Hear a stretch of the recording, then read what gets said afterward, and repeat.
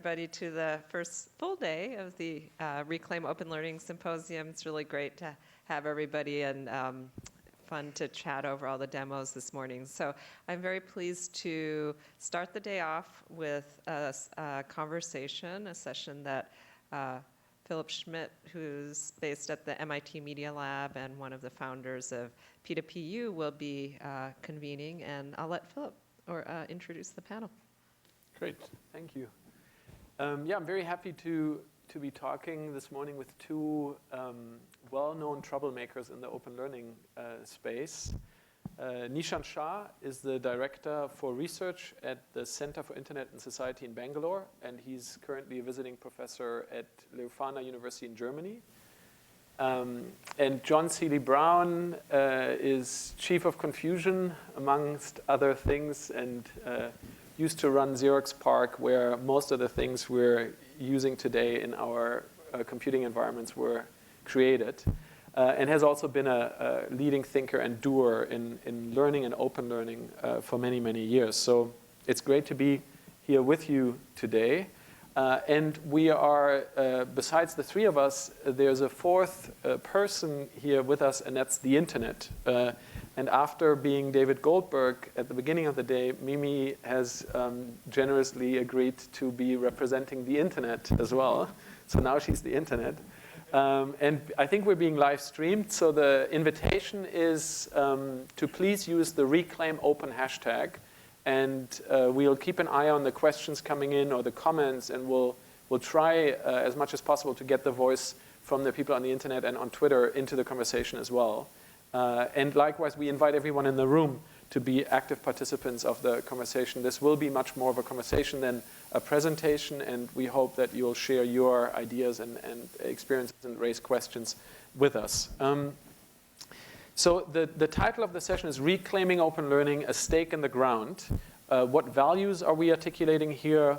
Why does open learning matter? What is it good for? And after speaking with Nishant, actually, is it always good? Is open always good? And really, what are the stakes for learning, but also for the role of the university? I think there are a lot of questions around this topic. And actually, this morning, I grabbed the newspaper, Wall Street Journal today has a big article about massive online courses. And there's one quote in here from one of the leading MOOC innovators that says, this is really democratizing education at its best. And so I think that's a pretty big and bold statement. And hopefully we can get into some of those questions around democratization and equity in our conversation. And I thought maybe to start it off, I would just ask both of you, when we talk about open, it tends to mean very different things for different people. And so maybe you could just, starting with you, Nishant, you could just reflect a little bit on what does the term open mean to you, and also what are some of the topics you want to make sure we get into in this conversation. Thank you. Hi, good morning. So I promise not to be too much of a troublemaker, but I do want to spend some time maybe trying to reflect essentially on what open is, right? And before you kind of go on to it, it's so easy to start enumerating what open stands for. Participation, engagement, collaboration, infrastructure building. My problem to begin with is that when you say these things, it's almost as if it's a self-explanatory definition of the open, right? But these are actually characteristics of the open and not explanations of the open. And we might want to make a distinction between the two. Not how open manifests itself, but what open actually is about. And I'm going to be very parochial and kind of locate myself within the Indian higher education system and invoke the spirit of Dr. Sharmila Rege, who was one of the best feminists, Dalit feminists, and educationists that we've had in the country. And Sharmila had a very interesting point. She said that the entire rhetoric around open and accessibility is a response to a particular kind of crisis, right? That we did not suddenly just wake up and say, now we want to be open. That there was an engineering of a crisis which never really gets talked about. So we talked about what we want to make open, but not necessarily what is it that we want to, as a response to. And that might be interesting. As a Dalit feminist, one of the arguments that she has posited is that the crisis in higher education has essentially been a crisis of democratization, which is to say that if the role and function of higher education was to meet the disenfranchised, was to include them into the folds of mainstream education. The minute that question got resolved, the more women and Dalit and people of color and gender and sexuality got into the mainstream of education, we started talking about now creating an alternative. But this is not about creating an alternative to the mainstream. This is about creation of an alternative mainstream. Yeah? And that's where we want to perhaps locate the openness question, which is to say that not just think about what does openness work through, but what does openness work towards, and what is it a response to? So if we just sit together and kind of think around this particular conundrum, that might be fruitful enough for this morning. Yes. Over to you, JSP. Of course. Yes. You know, it's curious because my sense of openness starts with the shift between education and learning. In the sense that when you go to school, somebody is telling you what to do. Another way to look at openness is saying, you know, when I need to know something, can I find it? Can I learn with others about it? And so is it, you know, is it truly student-driven or learner-centric versus is it something that the system, political, organizational, blah, blah, blah, is superimposing? And so there's kind of a sense of saying like, you know, I want to be able to find out something that I want to now learn when I reach that moment, and that I can get access to the resources and I can have the discussions that I want to have, and I can ask my colleagues, my peers, et cetera, about it. And that's kind of how I first discovered open education resources. I had to give a talk on actually nuclear reactors, which has been a long time since I thought about it. And I wanted to talk about pebble bed reactors. The United States doesn't do much with that. And I, you know, went and grabbed 3 open education courses on it around the world. And, you know, within like a few days had enough knowledge now to be able to ask a new set of questions. And there's just a sense of saying, you know, I could find that. And I didn't have any degrees. I shouldn't be talking about this topic anyway. You know, nobody said that to me until later. And, you know, it's that sense that there's not a system that's suppressing my access to be able to do that. And so so there were no boundaries to do that. And so I think it kind of complements what you were getting at. Yeah, I mean, the term open and related to learning or education, there was a wave of open education a few decades ago when the open universities were created around the world.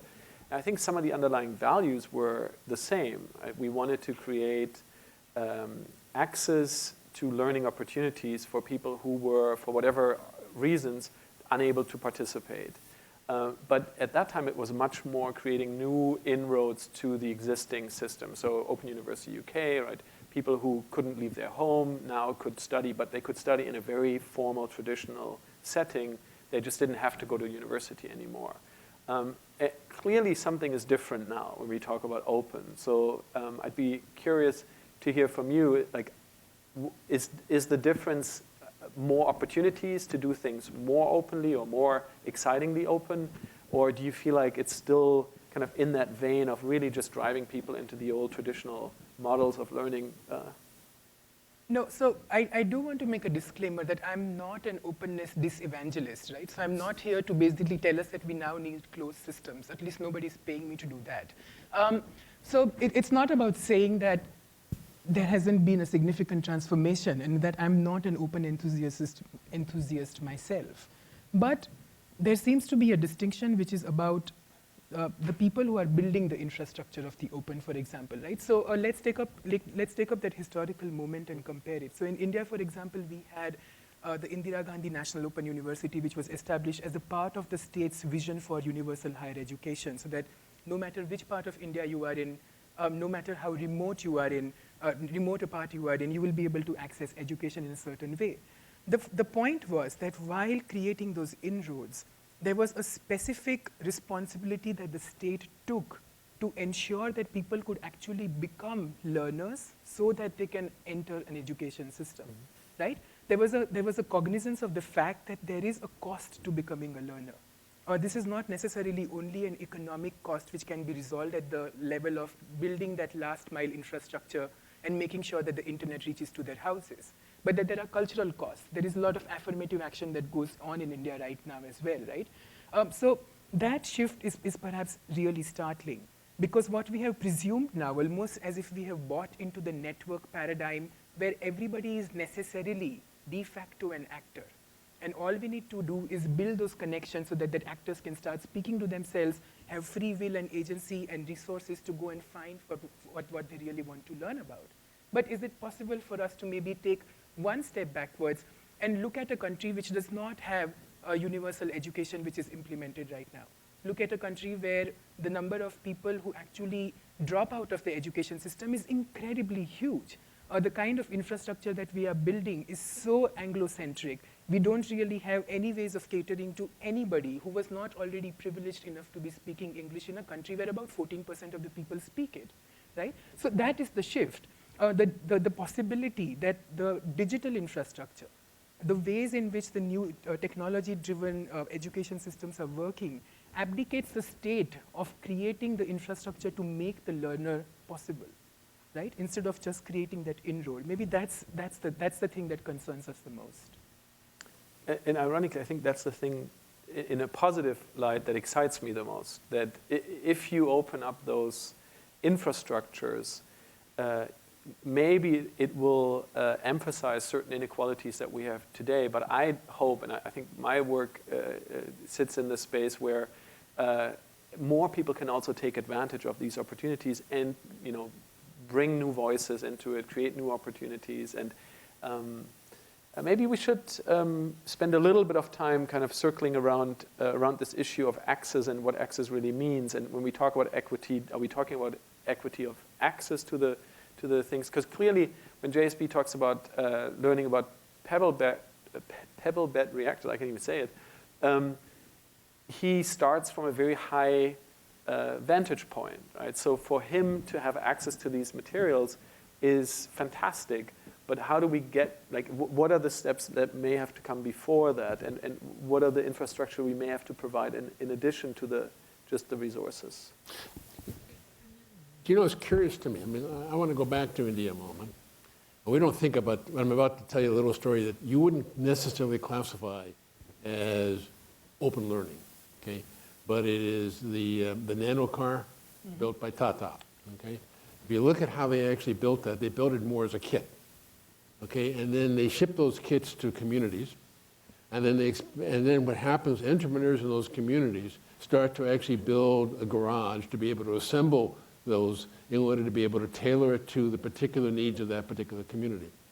The major purpose for doing that is to build up competency and skills in that community. They're a brilliant way of getting distributed learning across all kinds of places that basically no one has reached in most of India. And so it is a physical idea driven by a sociological belief. It's a very interesting mechanism, getting back to a maker movement, which actually is a neutralizer in many ways. And you can now go in 5 years later, and you can see kind of how these communities have developed real skill bases to be able to think about, they control these devices now. Where most of us in this country, if something goes wrong with our car, forget it. You can't begin to understand how it works.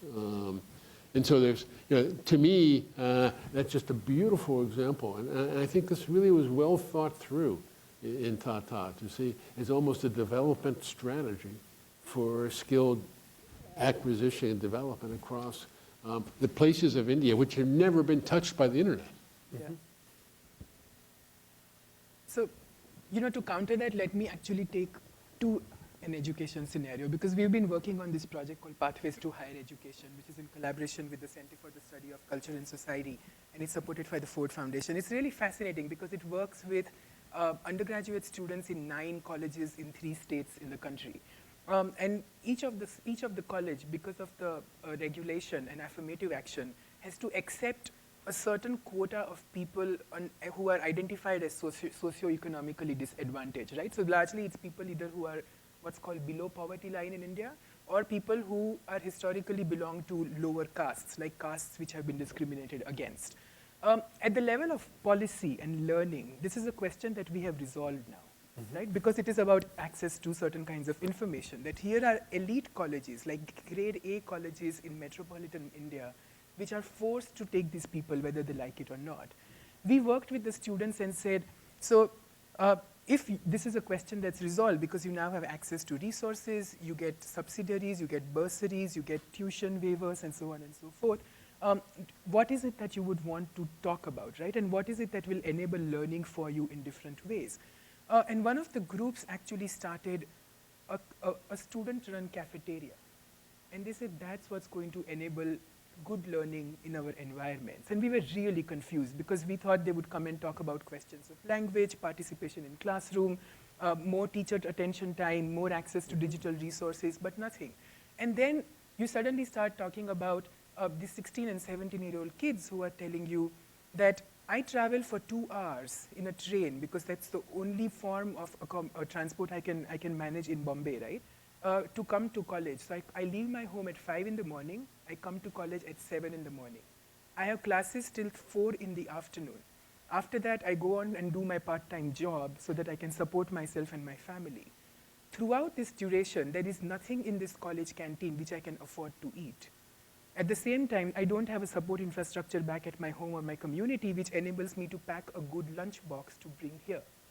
Is it possible now for a whole community of people to not be cool people who hang out in the cafeteria or brown bag themselves or buy expensive food there and start like a community kitchen or a cafeteria within the campus? Because that's the one thing that's going to enable learning for me, right? For me, this is openness. The ability to think beyond the constraints of what we had put upon them as trying to talk about as open learning. Because when we went in, we did like 5-day-long workshops, we introduced them to different technologies, we talked to them about campaigns and the different ways in which they could orchestrate protests and so on and so forth. But what they came up was a community-driven kitchen, which eventually was shut down by the college authorities because they had a private contract with the cafeteria people saying that no other thing will run in the college, right? And for me, this is where the concerns and exciting possibilities of openness indeed are. In terms of what is the other kind of infrastructure, which is often at the level of affect, of experience, of belonging, the costs and affordability of those things which do not necessarily get translated into the learning environment is where the challenges and the excitement of openness is. And maybe there is a way by which technologies can work around this. Because those kids, when the college authorities shut down those community kitchens, actually did go ahead and orchestrate a campaign with the very tools that we had asked them, like introduced them to, right? And they mobilized about 5,000 students in the college, got petitions, made lots of presentations, which was unthinkable for them before this particular intervention happened. But can we think about openness then in that way, saying not merely learning in terms of skills and values? Yesterday, somebody on Twitter had made a very interesting point saying that if the end result of learning is not really finishing learning, but begin to learn it, maybe that's where we need to posit openness at. I mean, I could nevertheless take your story and map it completely onto my Tata story. I do. No, so it's a corollary, but it's a corollary where I thought because let me take it back into the college education environment and see what comes out of it. Precisely, Yeah, to me, both of those stories resonate with 2 points that have come up earlier. When you talk about openness along the lines of participation, but true participation, right? So you don't block people from coming up with these ideas. But then even going beyond participation to agency, where they say, well, we're going to run the canteen. And so I think those principles, mechanisms, values apply equally to the physical space as they do to the online or technology space. But there is maybe one advantage on the online space. The barriers, the institutional barriers, the system barriers tend to be much lower in open systems, right?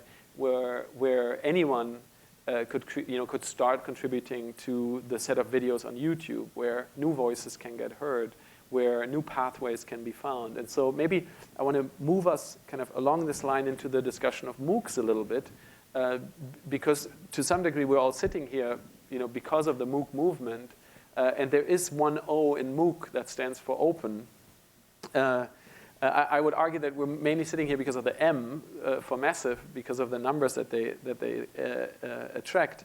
But if we think about MOOCs in terms of participation and agency along those lines of open, what are your thoughts on where the MOOC movement is currently, where it could go, or what are some areas where it may not really achieve the ambition of open yet?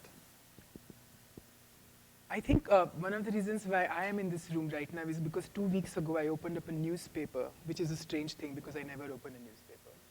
But I did, and the headlines was that India has just passed a bill which allows for foreign universities to start private education campuses in the country. And it made me cry a little bit.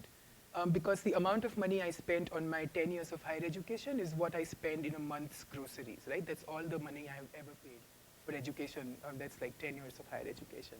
And I think it's that scalability and the mass problem, which is at the base level of what is at stake, right? Yes, we're all here, and there is an incredible excitement about the possibility of massively reaching out to large audiences and engaging with them, not merely as learners, but what I call a novice expert, right? It's the Wikipedia model, that you have expertise around some things, and you need to recognize that expertise. You need to know that there is within you this set of negotiations, transactions, and experiences which are really well worth it because they've helped you survive and live. But at the same time, there are other things which might augment them in a different way. That is fascinating, not merely because of the online space, but because what it's doing to the physical classroom. The possibility of recognizing the student not as an apprentice, right? Not as a blank slate upon which we are now going to write our stories, but people who come to the class with knowledges of different kinds, and how do you harness them together?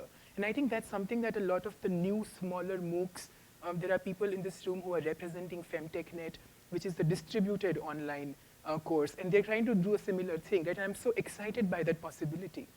To take up a feminist pedagogy of a certain kind and put it into a distributed online model so that it's not merely about transmitting of information or skill or competence, but engaging in a very detailed and nuanced, context-specific way with questions which have been at stake. And these are not questions about information management and building of resources. At a very, very visceral level, they are questions about being human and being social and being political. And how does now education make itself relevant to these questions all over again is a possibility that the MOOCs are offering. And I think that's kind of exciting to look at. The only thing that a little bit surprises me in what you're saying is I think we're leaving out the word agency. And in some sense, agency is the reason for learning. Mm-hmm. And so if you don't have a context in which agency even can be spoken, let alone executed, and that we forget that we all learned almost incredible things without any help at all when we wanted to achieve something, often speaking a language. And so there's a sense of, I think agency is hugely important for this aspect of it. What I don't see is one of the reasons why the maker movement, for example, is so interesting. But you get used to saying, okay, now I can, as a group, take the different skills in this group, and coming together, we can now do something. So purpose comes through agency, and learning is in service of purpose. Mimi, I think, has a question from the internet. And also, I invite everyone else, please, if you have questions or comments, just raise your hands and we'll get more people into the conversation. We do need you can. So there, in the earlier discussion about what is open, there were some chatter on Twitter and a question about, whether open, as it's really being used in the world around open learning, is really about learner agency, or is it an ideology that's being imposed by existing systems? I don't, if somebody wants to riff off that question. maybe one of the ways of doing it would be to just look at another system which also advocates openness quite a lot, right? Which is the open governance system. And we do a lot of work around it at CIS in Bangalore. And it's fascinating because when you look at the discourse around open learning and open governance, it looks as if there is no corollary or no correlation between the two. There seems to be just nothing that talks to each other, despite the fact that both of them seem to be talking about the question of openness. So that even the concerns that open learning has do not translate when they go to the question of open governance, which is what I was kind of hinting at yesterday, right? When I said that within the open governance movement, for instance, I have a right not to be a digital citizen. Yeah, especially with India, with the Aadhaar project, which is this unique identification number system, that project that India is launching, which is basically like a social security number without the social security, but which allows you to sell the data to all the private administrators in the world possible, right? That system at least allowed you the option of saying that I do not want to be a subject in the way that you are framing me to be. And within the democratic setup, it's allowed.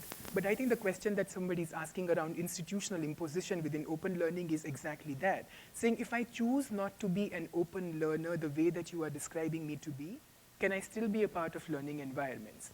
And are those going to be the new filters then, in terms of people who do not have the social, historical, or cultural capital to actually become those kind of engaged learners? Are they going to just slip away from that entire thing?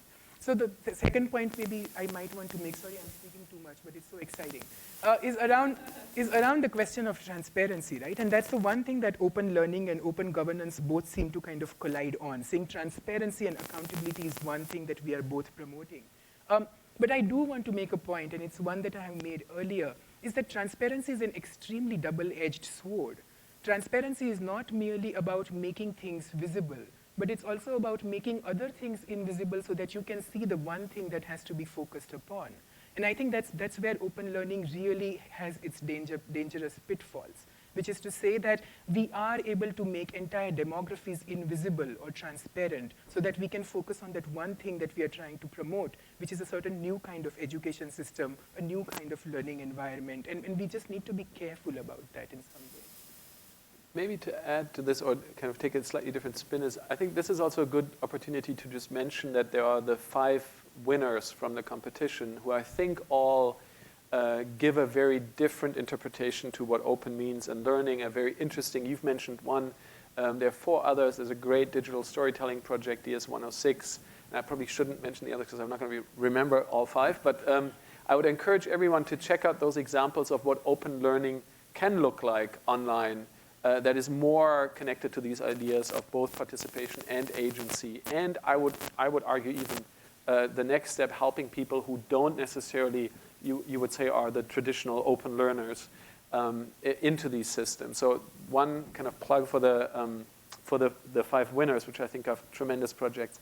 And then another one you mentioned, kind of there's this open world, open science, open governance, and I feel like those are starting to move together. So for example, with the organization that I'm involved in, Peer-to-Peer University, we run a School of Open together with Creative Commons. And in the School of Open, there's a course that's about open science. And we've started talking to people at GovLab at NYU who are very interested in this idea of open governance, but also almost as a scientific process. So you come with a problem in your community, and then there's a path to addressing that. And all of these people, the Open Knowledge Foundation is another great organization in this space. All of those conversations are starting to somehow click together, and people are thinking about courses and workshops, not so much in the form of traditional education, but of learning as you need it, or learning in communities with other people who care about the same thing. So I feel like I'm very hopeful and optimistic about this open world. And I feel like the things are starting to move together, and we're starting to have some examples of how this could scale online. The one twist I would add to that is we tend not to think about institutional innovation. We think about technological innovation, about institutional. So most of what you just said actually builds on the brilliant institutional innovation called Creative Commons. And that framework let a lot of other things start to happen. Now, you asked yesterday about who owns the student data. I think it was you. And now you also see a potential new kind of framework being talked about, such as ID cubed, that begins to actually put into the network protocols who gets to use what, when, where. That's still very embryonic at the moment. But I mean, I think that we got to recognize that we're really, how do I say this? It's been astounding to me to see the things that have come forth from Creative Commons as a framework, from as an institutional notion, innovation, to let a lot of other things start to happen. I think we're going to see a bunch of more things at that level. And I think that if you go back to Gov2 Lab, just the brilliance in the institutional structuring of peer-to-patent. The cleverness of thinking about how do you actually structure that as an institutional mechanism is a breakthrough in its own right. And most people don't think about innovation at that level. And I think we're all in this room, come together around saying, hey, I think we have some new levels of that kind of thinking that's going to be required. I want to riff on this, but I want to repeat my invitation to ask questions or make comments to the audience. So if anyone has thoughts or they want to join the conversation, just signal and feel free. The internet is not afraid to speak out. The internet is, otherwise the internet will speak. I have a question. What is important about learner-contributed content and digital remixing in MOOCs? I think that was to you, JSP. The internet said. The only thing I'm surprised by is the last phrase, and MOOCs. I mean, the fact is in open learning, remix is incredibly important, of a new form of participation as well. Some of us are very engaged with, is there a new sense of identity that's being constructed now? An identity that comes from a belief that I am what I create, what I share, but others also build on. It's a triple, and you got to have others building on, and that's where my sense of identity actually comes from. In this frame, participation, sharing, and then building on gets to the agency of learning. And I think it's incredibly important in the open world, open learning world. I don't see MOOCs doing very much on that yet. But I think, again, we've got to recognize we're at a very embryonic stage. And, actually, if you look at the conversation we had yesterday here, if you look at Udacity, if you look at Coursera, there is vast differences between those three MOOCs. And, I won't even talk about edX. I mean, I don't engage in that at the moment. But the other three, it's very interesting from a kind of institutional mechanism how you see already some interesting splits, useful divergences happening. The other institutional innovation that I wanted to mention fits perfectly with this, which is, I think, so there's the Creative Commons space, and then there's the open source software communities, which really are communities of practice.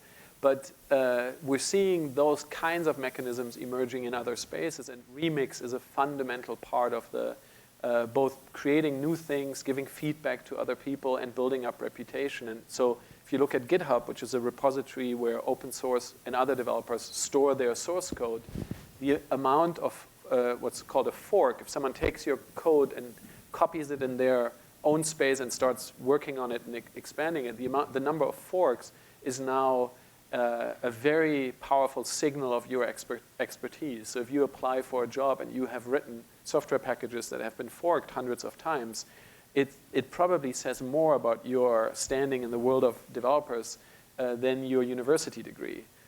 So these kinds of mechanisms, are inextricably linked to the practice of remixing. And I think we'll see some very interesting reputation mechanisms around them. I mean, I'm surprised Alan Levine, who's typing into his phone, isn't raising his hand, because DS106, which is the digital storytelling course that he's been involved in, has a very strong component of remixing. Right? There's the daily create. There are all these projects where people riff on each other's work. So, I mean, maybe I'm putting you on the spot here, but.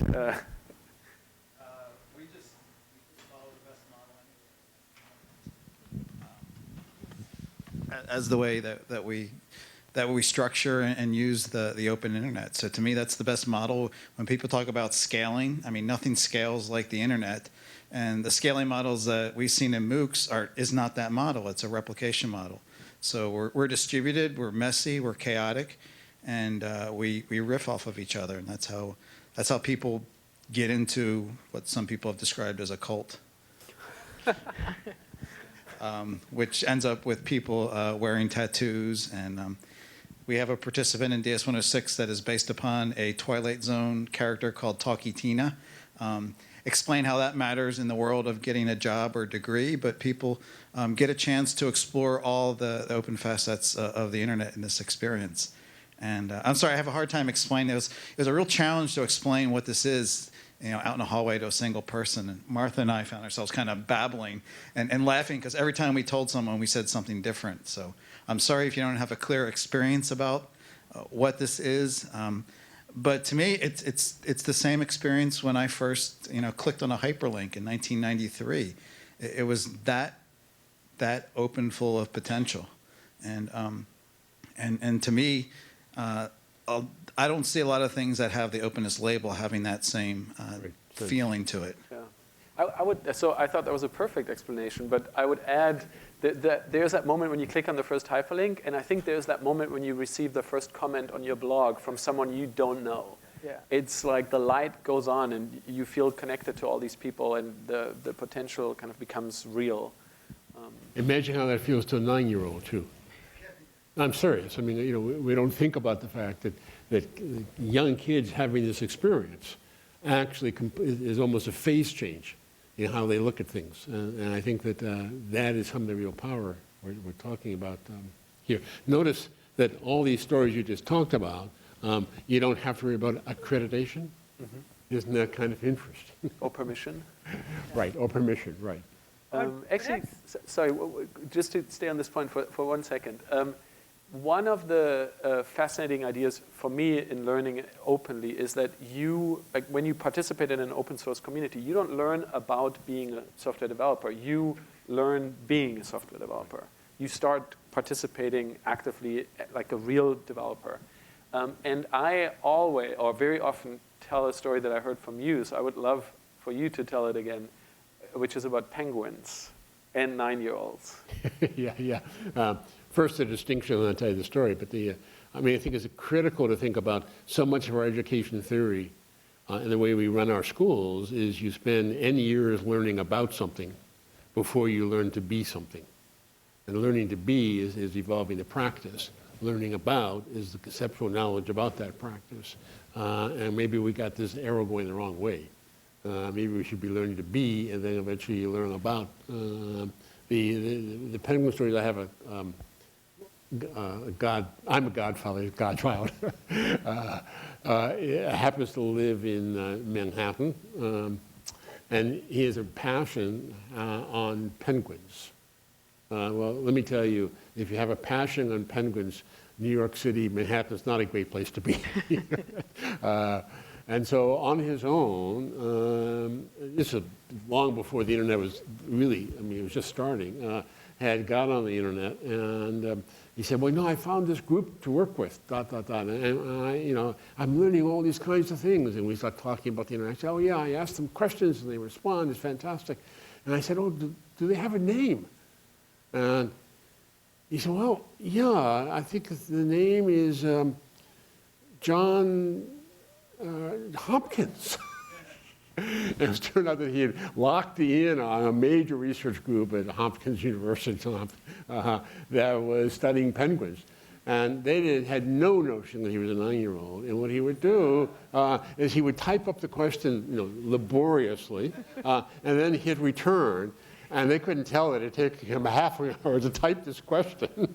And so it was, and he just it was just an incredible story that he'd done this all on his own. His parents were kind of clueless to this was happening. And it was just kind of wonderful to just see this in the glow in his eyes, to be able to actually have a real discussion about penguins.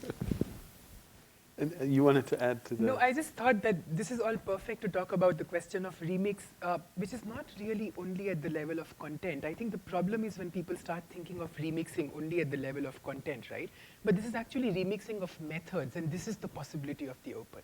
About how do you take methods which are available to you and kind of implement them for whatever purposes that you have, and when it doesn't work, you kind of keep on tweaking it over and over again so that it becomes something that's actually useful for you. So I just wanted to put in that kind of small riff into it. And isn't that incredibly important as we evolve these MOOCs? I mean, because in fact, these are meant to be fields of experiment. They should be viewed as fields of experimentation. Yeah. Any more questions from the audience or the internet? Yeah, everyone's still half asleep here. I think It is kind of members early. of the audience are now asking questions over the the internet. So I don't know if anybody. Yeah, it's all one. As it should be.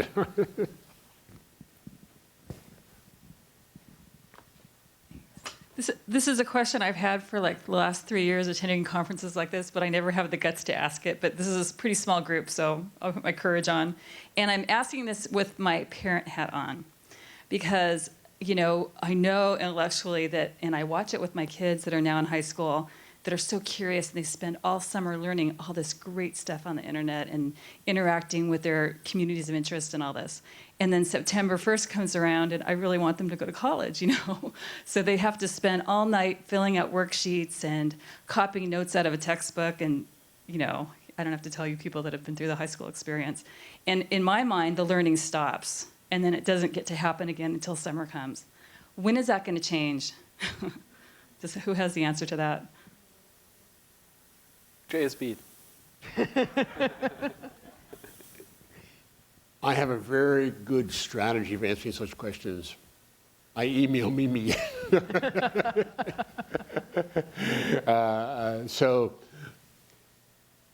you know, I actually think that the OER, OCW, Open Education Resources, Open Courseware movement, you know, for example, at MIT, you know, broke the ice on this topic.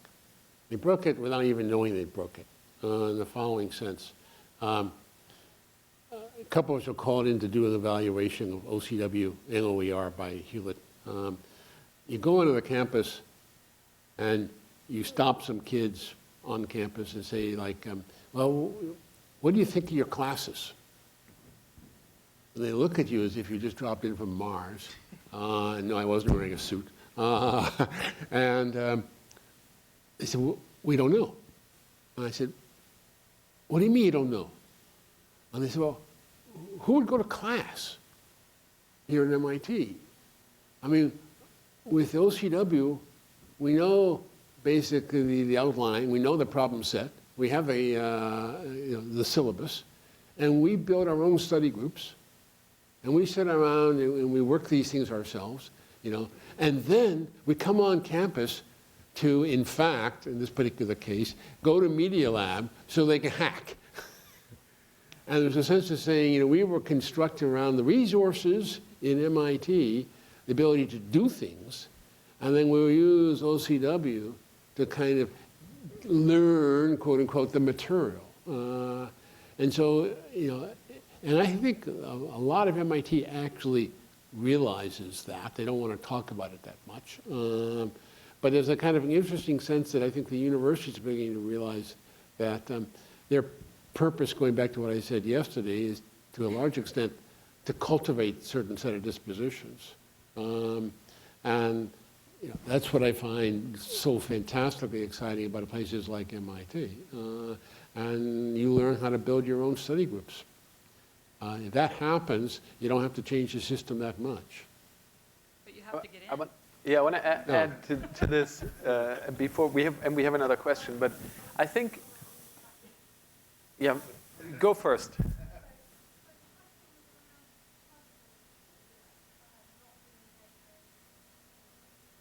Being engaged, but not being engaged when you're in school filling out worksheets. Because they don't use the internet at school.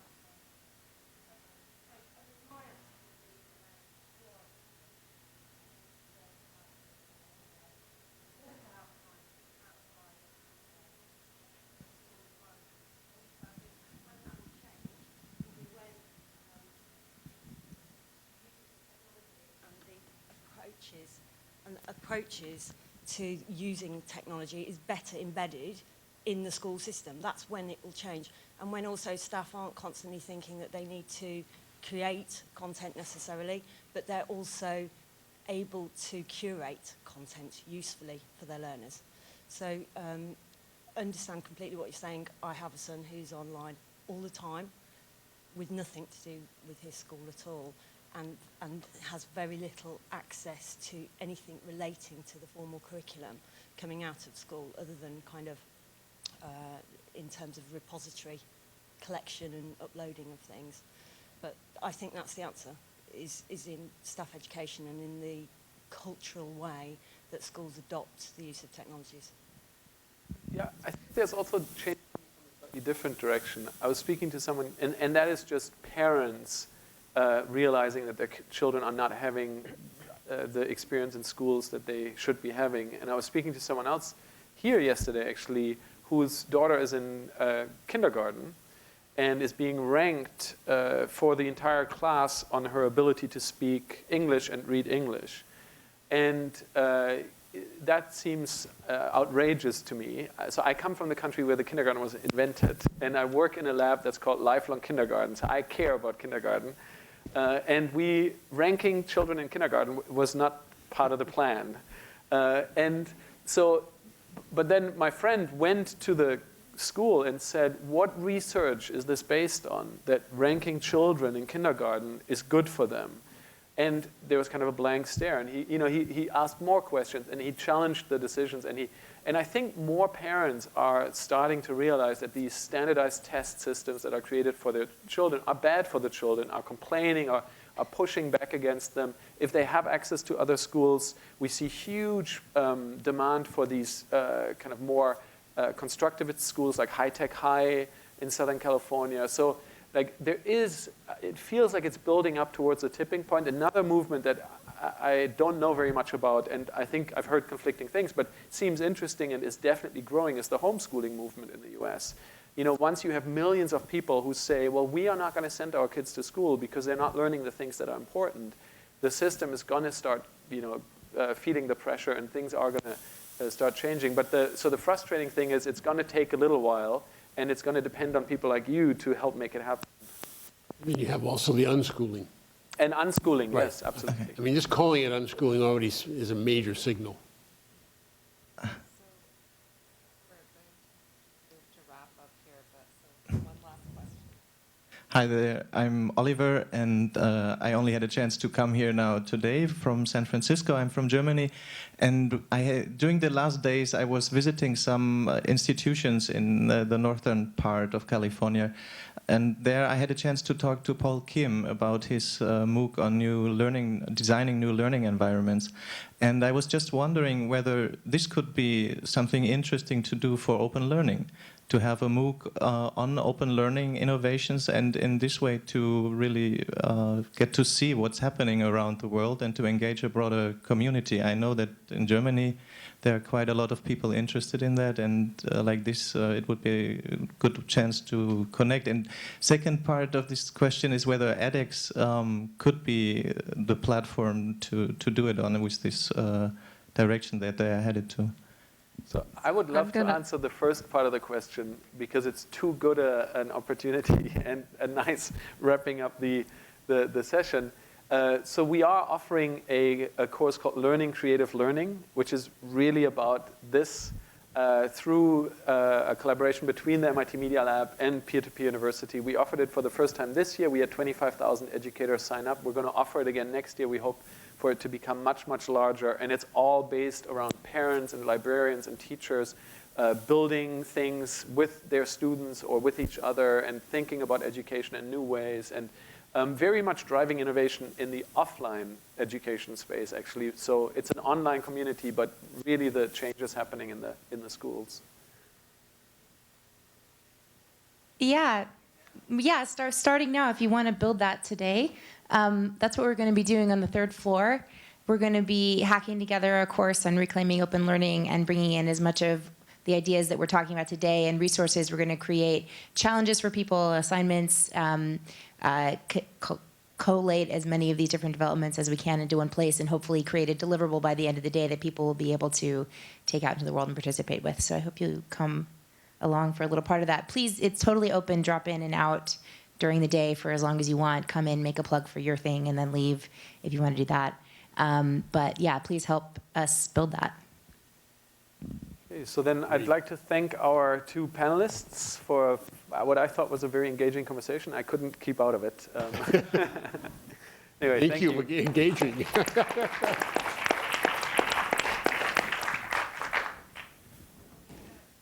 Transition to the next panel. I know we're running a little bit late, so folks on the live stream, please have a little patience while we take a quick break. Good.